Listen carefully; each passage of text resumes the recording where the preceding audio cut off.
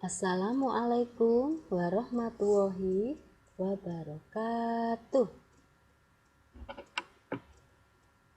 Kepanggih malih kalian ustadzah ing pasinaon basa Jawa kelas 3. Piye kabare bocah-bocah kelas 3? Muga-muga kita kabeh tansah diparingi keselamatan lan keberkahan dening Gusti Allah.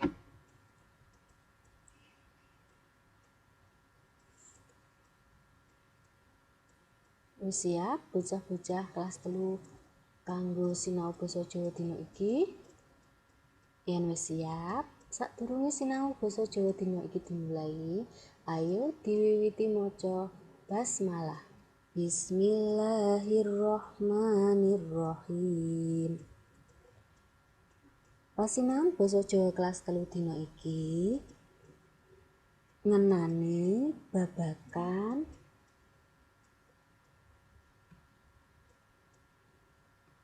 mangsa sing ana ing wulangan 3. Bocah-bocah mestine wis kerep utawa wis sering krungu tembung mangsa. Biasane tembung mangsa iku ora adoh-adoh teka tembung cuaca, tapi pengertene mangsa karo cuaca iku beda banget. Yen ngono, apa to pangertene mangsa lan cuaca iku?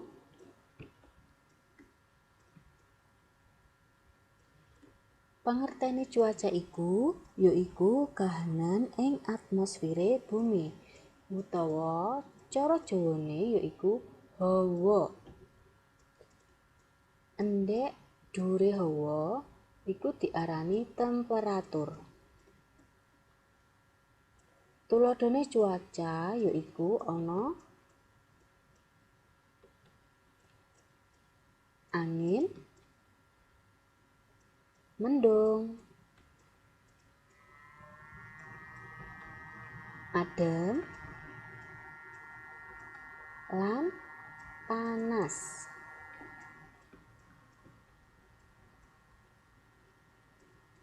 Yen pangertene mangsa utawa ing basa Indonesia diarani musim yaiku prastawa ing bumi sing owah ing wektu tartamtu. Wektune isa setengah taun utawa 6 sasi, isa uga setaun. Umume mangsa utawa musim ing jagat raya iki utawa ing donya iki ana 4, yaiku mangsa salju utawa musim dingin, mangsa gugur, mangsa semi, lan mangsa panas. Dadi ing donya iki umume ana 4 mangsa. 4 mangsa iki anane ing luar nagari utawa ing luar negeri. Tlatah sak njabane Indonesia. Yen mangsa ing Indonesia iku ana 2, yaiku mangsa rendheng lan mangsa ketiga.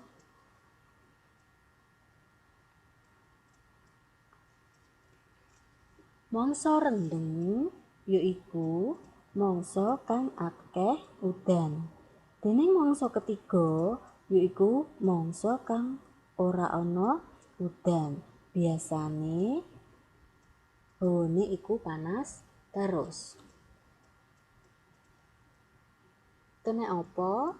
Indonesia iku namung duweni 2 mangsa, yaiku mangsa rendheng lan mangsa ketiga.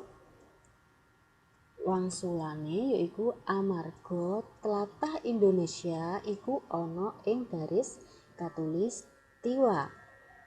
ora cedhak saka kutub utara lan ora cedhak saka kutub selatan. Panggonane tlatah Indonesia iku ing tengah-tengah donya atau di tengah-tengah dunia.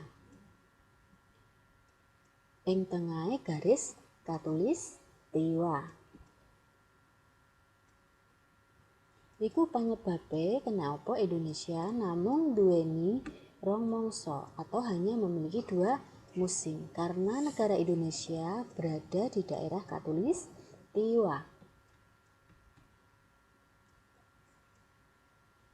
Lah beda maneh mangsa ing tlatah Jawa. Iki biasane dipengaruhi karo adat Jawa. Yaiku ana mangsa bedhidhing, mangsa ketiga, mangsa labuh, lan mangsa mareng rendheng.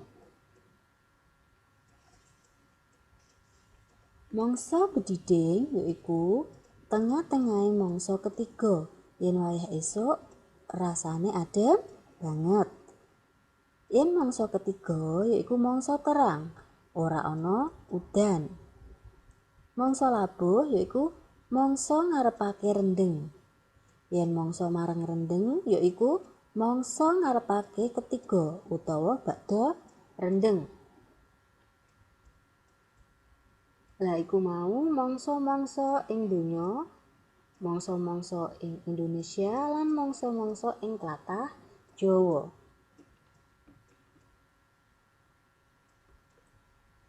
Lah saiki ayo bareng-bareng disetitikno utawa digatekno atau diperhatikan gambar iki. Ustadzah duweni gambar sing nuduhake mangsa rendheng atau musim hujan. Lah teko gambar iki iso digawe ukara pitakon. Apa iku ukara pitakon? Ukara pitakon yaiku ukara sing mbutuhake wangsulan atau kalimat yang memerlukan jawaban. Ojo lali yen gawe ukara pitakon utawa yen nulis ukara pitakon dipungkasi tanda pitakon atau tanda tanya. Ukara pitakon iku ngandhut tembung pitakon. Sadurunge kita gawe ukara pitakon, ayo padha dingerteni dhisik tembung pitakon. Tembung pitakon yaiku kata tanya, tembung sing ana sajroning ukara pitakon. Tembung pitakon iku ana apa wae? Ayo digatekno bareng-bareng. Tembung pitakon iku maceme ana apa, sapa, kapan, kenapa, ing ngendi, kepriye, lan pira. Iku mau sing diarani tembung pitakon.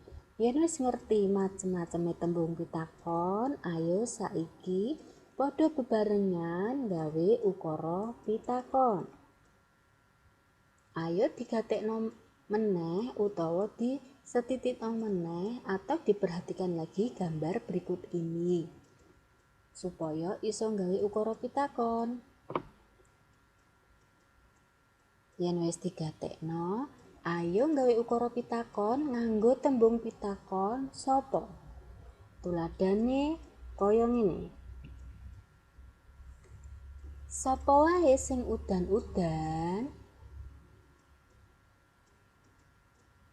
Lah iki mau ukara pitakon adhedhasar gambar iki. Kaping pindho, ayo gawe tembung pitakon kepriye. Ukara pitakone kaya ngene. Kepriye atine nalika udan-udan?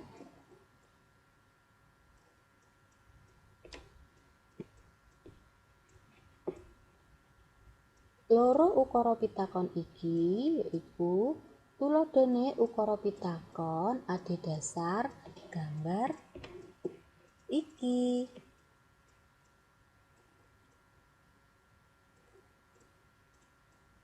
Iki mau pasinaon basa Jawa dina iki ngenani mangsa utawa tentang musim. Jadi bocah-bocah kudu ngerti macem-maceme musim ing donya, mangsa ing Indonesia lan mangsa ing tlatah Jawa. Lan muga-muga bocah-bocah iso nggawe ukara pitakon.